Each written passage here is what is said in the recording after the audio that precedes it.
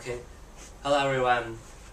Today I want to introduce an article named Near Field Scanning Microwave Microscope for Measurement of the Permittivity and Loss of High Loss Materials. Well, don't worry about this title. I want to maybe first to give some definitions about some keywords. Here I will write down some keywords on the whiteboard. First is the near field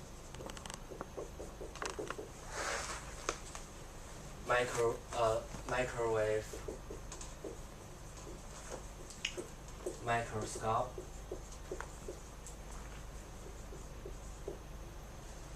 Okay, sorry, scanning. And next I want to explain is about permittivity and loss.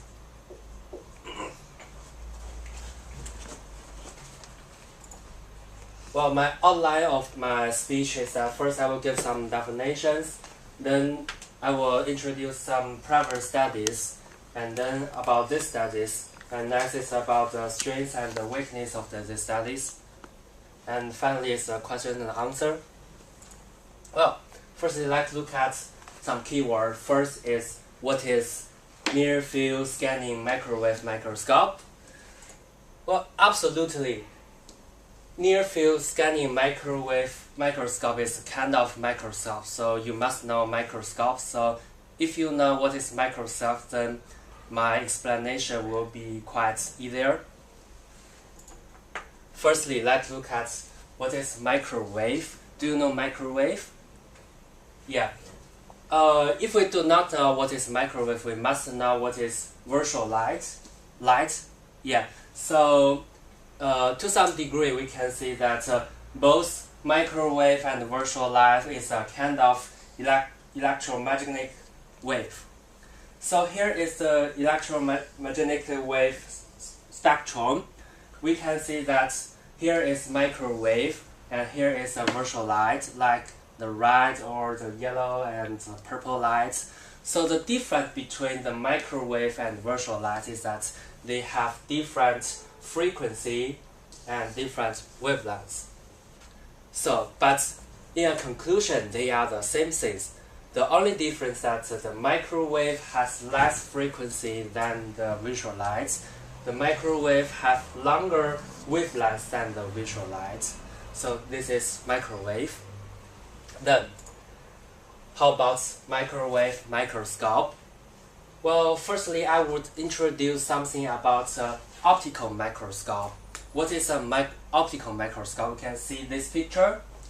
And here is a sun as a transmitter, and the light radiates to the microscope, the mirror, and then to the sample. After the sample, the light will radiate with information to the optical microscope. Maybe there are some lens, maybe. And then the light will go through from the lens to our eyes. Our eyes, like a receiver, then we see the light with information by our eyes, and then the information will come into our brain. Then our brain works as an analyzer. Then we'll get the readable information. So this is how an optical microscope works. Then to make a comparison, we can easily to understand what a microwave microscope works. Well, the only difference between the microwave microscope and the optical microscope, that is the microwave take the place of the visual light. So let's look at this picture. This is a kind of near field scanning microwave microscope. Well, we can see that there is a coupler will generate the microwave to the microscope. Then this just like the light, but this is a microwave to radiate to the sample. And then there will be another reflection to the microscope. This light is a microwave with information, and then to another coupler, this coupler works as a transmitter, but this coupler works as a receiver. And then there will be a VNA. What is VNA? It's a kind of analyzer. And then the VNA can figure out the data to the readable information. So we can see that the only difference is that the microwave take the place of the light. So this is what is a microwave microscope. Are you clear about that? Okay. So how about scanning? Well, when we use an optical microscope to visual the slide of the onion, what should we do? Maybe we should observe this point, then maybe we move the onion a little bit and to observe another point, and maybe another point, another point, another point. This is called scanning. So it is the same with the microwave microscope. What we do in microwave microscope scanning is that we move the onion point by point. That's called scanning. Okay? And then the most complicated word is near field. Even in my field, near field is a new field in our field. So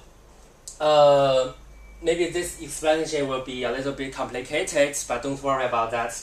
Near field, the opposite of near field is far field, absolutely. So maybe I will introduce something about what is a near field. Firstly, let's make a definition to a distance. This distance is maybe this is a